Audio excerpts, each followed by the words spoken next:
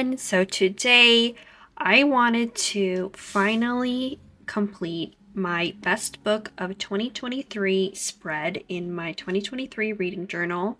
I haven't even thought about what my best books of 2023 are, let alone what my favorite and best book is. So this is going to be interesting. So we're going to just go through and complete this spread.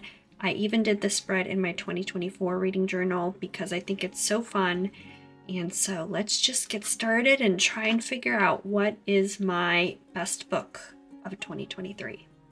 So I'm probably going to be going back and forth here, so please bear with me. But for January, let's go to my January wrap-up spread. Okay, so these are the books I read in January. Okay.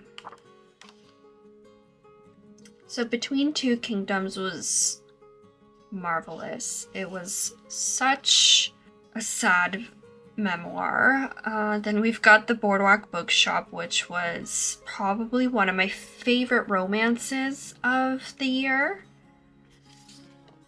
And then we've got A Farewell to Arms. Oh gosh, this is already hard. Farewell to Arms really had a lasting impact on me. I think it is a 5-star, not a 4.5, because I just thought about it probably more than I did Between Two Kingdoms and The Boardwalk Bookshop. Okay, I'm gonna go with A Farewell to Arms.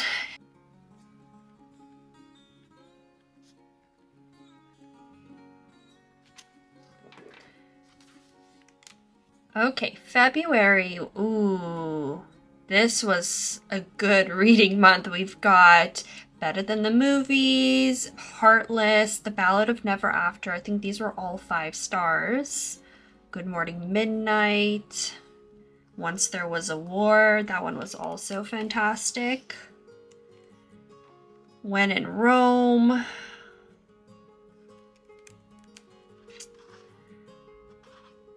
Oof, I think it's got to be The Ballad of Never After. This is my favorite book by far in this trilogy. It was just so good. Perfection.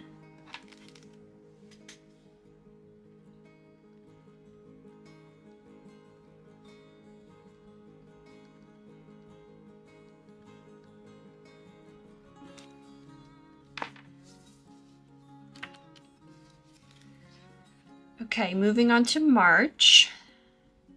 This was an okay month. I don't even... Just looking at these, what is this book? Ah, The Picture of Dorian Gray. Ooh. That was a really good book. Oh, Two for the Road was really cute. Promise of Darkness, I really enjoyed this series so far. Indigo Ridge was also really good, just not what I expected. And The Book of Lymph was really good. I think we've got to go with The Picture of Dorian Gray. It was just so good.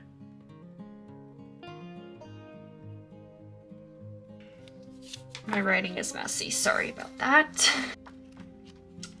So we did March. Okay, April. Oh, okay. I have like no pictures here, so let's go through this. I think, oh, this is hard. Okay, The Book Thief. Beautiful book. The Mindfuck series was a great series overall. Oh no, but there's Powerless. Oh my god. This is, I don't know if I can choose.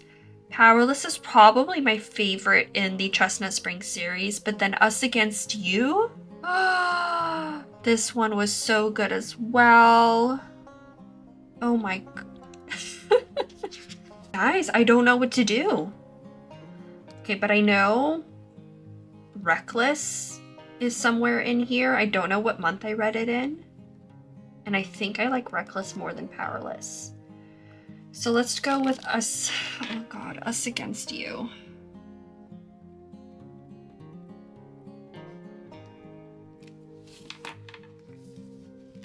So that was April.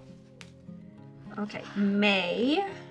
May, we've got Happy Place, David Copperfield, ooh, The Kite Runner, Little Woman. Now, I know I gave David Copperfield 4 stars. But compared to Emily Henry's Happy Place, this one just stayed with me more. I think I'm going to bump this up to 5 stars after months and months of, having this settle.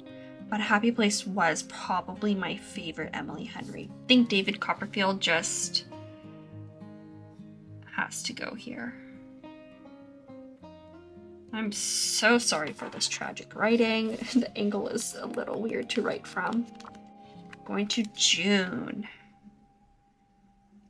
See, Reckless. Oh no, but there's Practice Makes Perfect.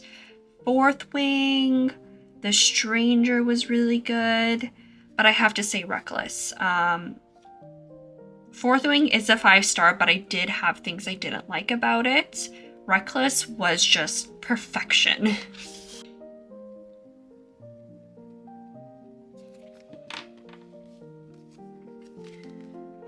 Okay, now we're going to July. Okay, come on, guys. We already know, if you've been here for a while, The Brothers Karamazov, I don't even know what to say about it. It was perfection in my eyes, and nothing beat it that month. Okay, moving on to August. I'm gonna blow this candle out. August. Oh, we got quite a few good ones. The True Love Experiment, A Gathering of Shadows, Tomorrow, Tomorrow, Tomorrow, The Bodyguard, Pride and Prejudice. These were all really good books. But even though I gave A Gathering of Shadow 5 stars, I have to say Tomorrow and Tomorrow and Tomorrow stuck with me more. It just...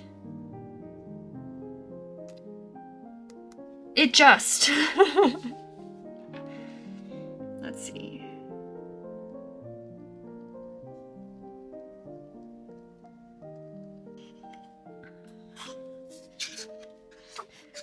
Okay, moving on to September. Oh no, I'm seeing... No! Oh no! Oh, this was such a good month. We had The 7-Year Slip, Divine Rivals, and Done and Dusted, and King Lear, and Babel. Frick.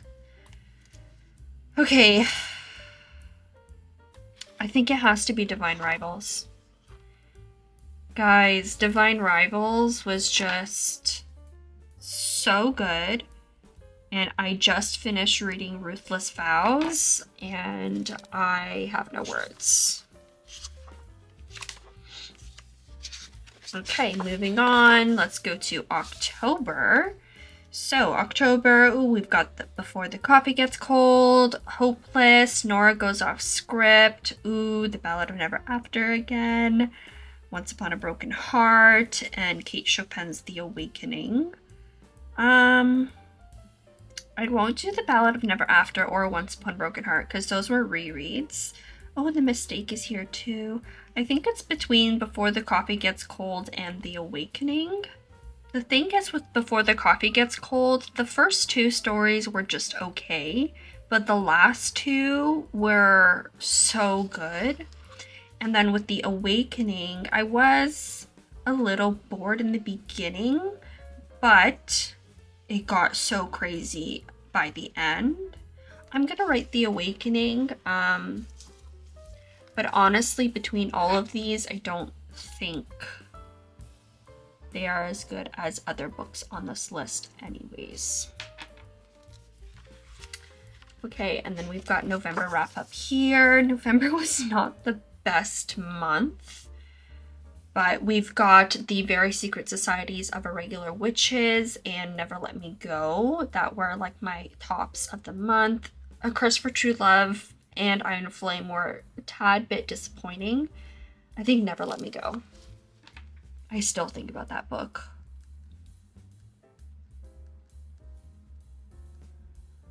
Wow, okay, and the last contender. I have like none of these printed. This is like the behind the scenes. This is not what you're gonna see with my 2023 flip through. I just have to print all of these books. We've got The Yellow Wallpaper, The Importance of Being Earnest, A Christmas Carol, Once Upon a December, Foster, Northanger Abbey. It was actually a pretty good month despite Wreck the Halls. That was my least favorite book of the year, I think, but The Importance of Being Earnest and A Christmas Carol both are 5 stars. They're so different. The Importance of Being Earnest was so funny and hilarious, and then A Christmas Carol was so like heartwarming. But I think The Importance of Being Earnest has to win. That one, I still laugh thinking about it.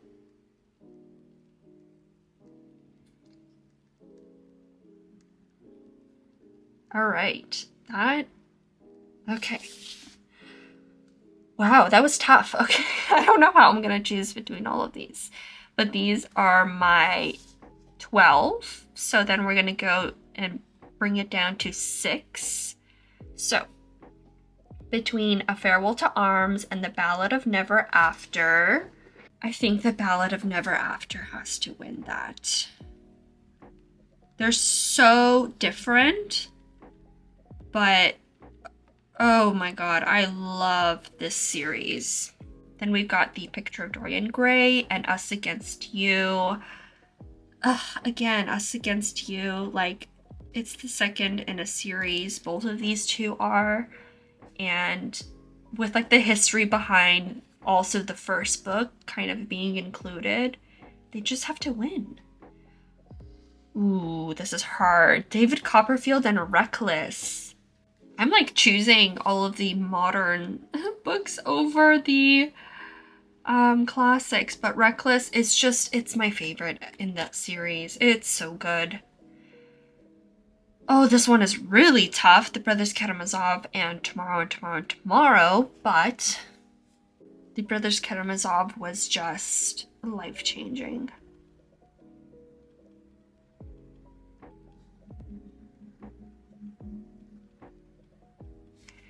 Then we have Divine Rivals and The Awakening, both fantastic books, but in my eyes, a very clear winner with Divine Rivals. And then Never Let Me Go and The Importance of Being Earnest. It has to be Never Let Me Go. Oh no, this is this is getting so hard. Okay, now we have the final 3. So we've got The Ballad of Never After and Us Against You. Oh boy. Like, these are so different. This is so magical, fantastical. This is like literary fiction and like just so many heart-wrenching topics. Oh my god. I'm leaning towards The Ballad of Never After because I did reread it this year and I just like have more, I don't know, perspective on it, I guess you could say.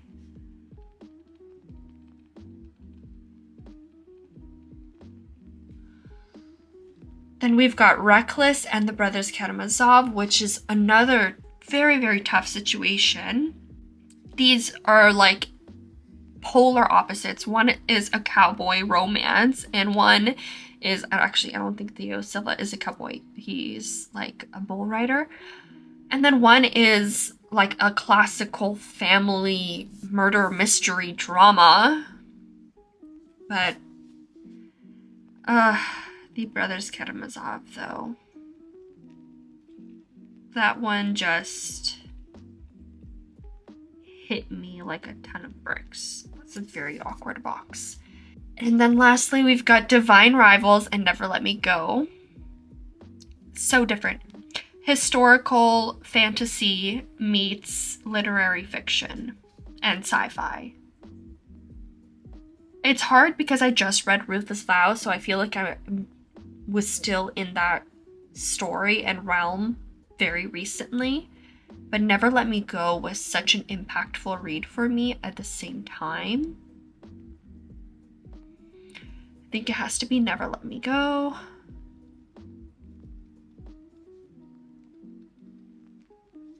And lastly, the final book. So we've got The Ballad of Never After, The Brothers Karamazov, and Never Let Me Go.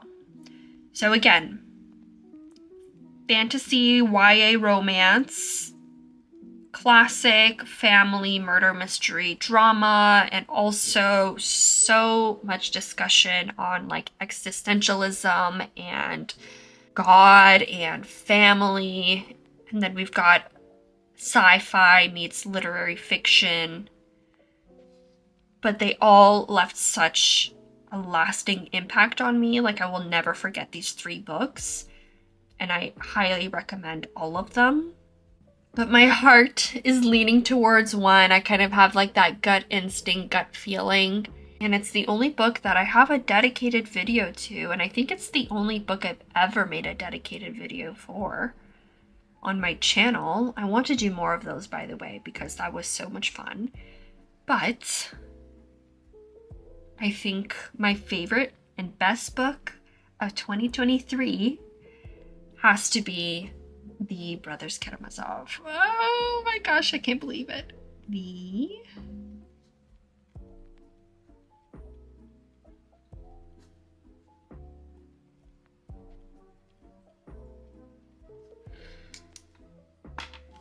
There we have it. We've somehow decided. I still don't know how I feel. I feel comfortable with this decision. Kind of leaning towards this area was very, very hard to narrow down. But yeah, I will link the video I made for The Brothers Karamazov in the cards and in the description if you haven't watched it yet. It is a classic. It is huge and daunting and thick and a lot to get through, but Dostoevsky, he is a genius and he did wonderful things with this book, and I highly, highly recommend it. Wow. I can't believe we did it. We figured out my best book of 2023, and I'm very, very happy with this. So thank you for watching me decide between all of the 120 books that I read this year, what was my best book of the year and possibly my best 12. I would say some months I had a lot more books that I loved versus other months, so I will make a favorite books of 2023 video. You may see these titles in there, but we'll see. I have to review them all and see how I feel. But thank you for watching and spending some time with me today. I hope you enjoyed. Let me know what your best book of 2023 is. If you can narrow it down to one, I know it's hard. And if any of these books were also in your top books of 2023, let me know. And I will see you all very, very soon. Happy reading. Bye!